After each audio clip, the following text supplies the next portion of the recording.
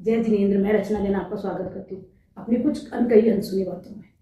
हम अक्सर अपने घर में सुनते हैं सुबह 6, 5, 6:30 बजे से एक आवाज़, उठ जाओ, चाय पी लो, नहा लो, खाना खा लो, ये कर लो, वो कर लो, पढ़ लो, है ना।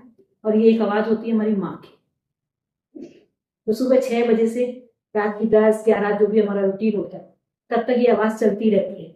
किसी को कहती है खाने की, किसी को कहती है दवाई की, किसी को कहती है पढ़ने की, तो किसी के लिए चिंता करती है।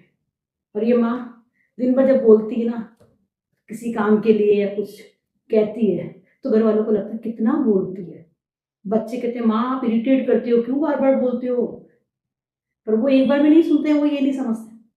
वो ये देखते कि माँ बार बार बोल रही है, पर माँ बार बार क्यों बोल रही है वो नहीं समझते।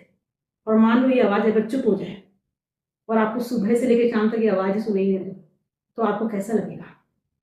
मिस करोगे ना, महसूस करोगे ना कि मम्मी होती तो ऐसे करती, मम्मी होती तो ये कहती, मम्मी होती तो वो कहती। एक दिन आपको बहुत अच्छा लगेगा क्योंकि आपको फ्री लगेगा, दूसरे दिन थोड़ा और अच्छा लगेगा। जब तीसरे दिन वो रूटीन सारा काम आपको करना पड़ेगा, आपके ऊपर जिम्मेदारी आएगी, तो आपको एहसास होगा कि वो एक शब्द माँ और वो आवाज़ घर के लिए कितनी जरूरी है। भगवान ना करे किसी के भी घर में अपनी माँ की आवाज़ बंद हो, ना हमेशा के लिए, ना कभी गुस्से की वजह से। क्योंकि इस आवाज़ को जब हम मिस करने लग जाते हैं ना, तब हम लौट के आवाज़ ला नहीं पाते हैं। कई बार होता है भगवान ऐसे खेल खेल देता है कि आवाज़ हमेशा के लिए बन जाती है। और कई जगह औरत इतना टूट जाती है, इतना बिखर जाती है कि वो खुद ही चुप हो जाती है, क्योंकि उसे ये लगने लगता है कि मेरे कहने, बोलने, करने, समझने और समझाने का असर किसी पे नहीं हो रहा, और उल्टा वो मुझे ही कह रहे हैं कि मैं इरिटेट कर रही हूँ, बहुत ज़्यादा बोल रही हूँ, मैं उनके पीछे पड़ी रहती हूँ। पर वो मेरे उस भाव को नहीं समझ रहे जिसकी वजह से मैं ये कर रही हूँ।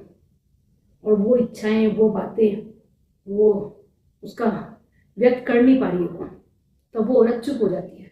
वो कहती ठीक है, जब मेरे बोलने का कोई मतलब नहीं है, मेरे समझाने की कोई ज़रूरत नहीं है, और मेरे इन सब करने से इनको तकलीफ है, तो ये करना मैं बंद कर देती हूँ। और जब आवाज़ इस तरीके से चुप होती ना, वो बहुत घातक बन जाती है उस औरत के लिए भी और परिवार के लिए भी। तो मैं सभी बच्चों से हाथ जोड़ के यही कहती हूँ कि जितनी भी कदर करनी है अपनी माँ की, जीते जी करना, क्योंकि मरने के बाद वो ऊपर से देखने नहीं आएंगी। तो मैं सबको हैप्पी मदर्स डे विश करना चाहती हूँ, और हर बच्चे को, हर माँ को ये कहना चाहती हूँ, खुश रहो, मस्त रहो।